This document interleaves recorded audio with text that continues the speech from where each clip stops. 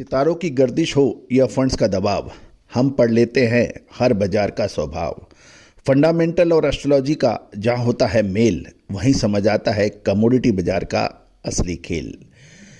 दोस्तों जय हिंद, मैं colonel Ajay, CEO Ajay astro money Guru, first global astro finance digital channel से आपसे मुखातिब होता हूँ। आज के इस एपिसोड में हम चर्चा करेंगे खाद्य तेलों के बाजार में फंड्स की बड़ी हलचल, साथ साथ अंगारक योग जो कि खासकर सिंह और कुंभ राशि के लिए फरवरी महीना एक डिसाइसिव मूव लेके आ रहा है। पूरा शो ध्यान से देखिएगा, पसंद आए लाइक कीजिएगा, शेयर कीजिएगा। साथ साथ खाद्य तेलों के अग्रिम विशेष रिसर्च रिपोर्ट के लिए संपर्क करें। दोस्तों याद रखिएगा, फरवरी महीना और मार्च महीना ये 2 महीने ऐसे हैं जो कि बाजारों की रुख बदल देंगे, ऐसा अनुमान है। क्या तेजी का तूफान होगा या मंदी का ऐसा दलदल कि फंड्स एक के बाद एक भागते नजर आएंगे। दोस्तों इस फंडामेंटल एनालिसिस और इंडियन सिस्टम ऑफ एनालिसिस का जो अद्भुत संगम है वो आपको अंधेरे में रोशनी दिखाने का काम करते हैं और हमेशा से ही लाइट हाउस रहा है हमारा चैनल। लगातार अपडेट विश्लेषण के लिए चैनल को सब्सक्राइब करें। जानिए आज पूरी रिपोर्ट। दोस्तों आज के एपिसोड की प्रमुख खबरें हैं। सीबॉट में सोया तेल की में गिरावट देखी गई, फंड्स ने भारी बिकवाली की।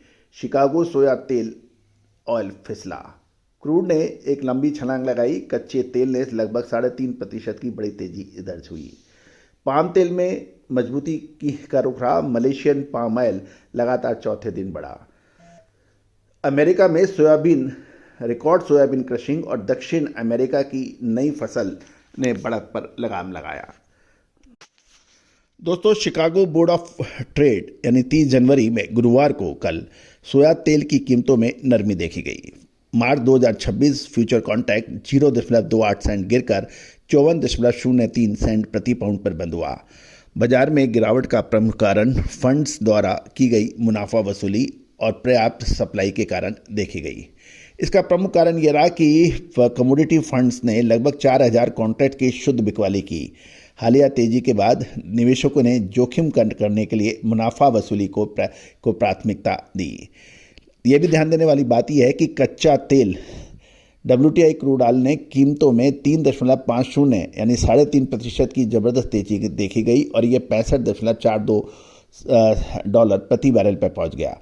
मिडिल ईस्ट यानी ईरान और अमेरिका के बीच बढ़ते जियोपॉलिटिकल टेंशन और डॉलर की कमजोरी ने इसको सहारा दिया, जिससे बायोफ्यूल क्षेत्र में सोया तेल की मांग को समर्थन मिला। साथ साथ अमेरिका में दिसंबर महीने में सोयाबीन की पेराई यानी क्रशिंग रिकॉर्ड स्तर पर रहने का अनुमान लगाया गया है, जिससे सोया तेल का उत्पादन बढ़ा है और दिसंबर के अंत तक स्टॉक 2.28 अरब पाउंड तक पहुंचने की प्रबल संभावना है, जो कि पर्याप्त सप्लाई के संकेत दे रहा है। दक्षिण अमेरिका की बात करें, क्योंकि अर्जेंटीना और ब्राज़ील और अमेरिका, हम यदि सोया या सोयाबीन और सोया तेल के ऊपर इन 3 देशों पर नज़र नहीं रखें तो हमारी रिसर्च अधूरी रहेगी, क्योंकि आने वाले 2 से 3 महीने दक्षिण अमेरिका की ज़बरदस्त सोयाबीन की फसल बाज़ारों के अंदर एक चिंताजनक बिंदु बन गया है। एक तरफ ब्राज़ील का, आपको याद होगा कि हमने लगभग 2 से 3 दिन पहले एक पूरा एपिसोड ब्राज़ील की सोयाबीन की फसल पर डेडिकेट किया था। दोस्तों यदि हम बात करें कि एनालिसिस क्या है, एनालिसिस फंडामेंटल एनालिसिस मौजूदा स्टॉक की पोजीशन, प्रोडक्शन की संभावना, संभावित कंजम्पशन या सप्लाई और क्लोजिंग और एंडिंग स्टॉक है।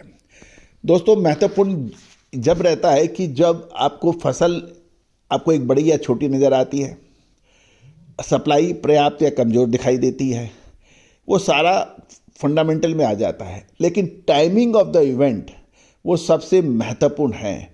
Without timing of the event आप किसी भी एनालिसिस को पूरा नहीं कर सकते हैं। उदाहरण के लिए यदि आपने कहा कि फसल कमज़ोर है तो तेज़ी आएगी, लेकिन तेज़ी कब? फसल मजबूत है तो मंदी आएगी, लेकिन कब? और अक्सर ये होता है कि इसी के अंदर व्यापारी, निवेशक और फंड्स ये परेशानियां उठाते हैं।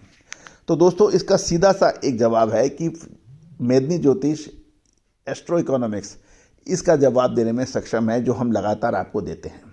चाहे वो कपास हो, खाद्य तेल हो, दलहन हो, तिलहन हो, अनाज हो। और दोस्तों, यही हमारा उद्देश्य है कि भारत को पुनः विश्व गुरु का दर्जा दिलाया जाए। दोस्तों, दक्षिण अमेरिका यानी अर्जेंटीना और ब्राज़ील में नई सीजन की फसल लाने की उम्मीद, फिजिकल मार्केट में भाव कमजोर हैं, जहां सोया तेल का बेसिस पॉइंट भारी छूट पे चल रहा है, जिससे वायदा बाजार में बड़ी तेजी नहीं आ पा रही है। यदि हम देखें तो BMD यानी बुर्सा मलेशिया डेरिवेटिव एक्सचेंज पर पाम तेल अप्रैल 1.08% की तेजी है, वो 4272 रिंगट के ऊपर चल रहा है।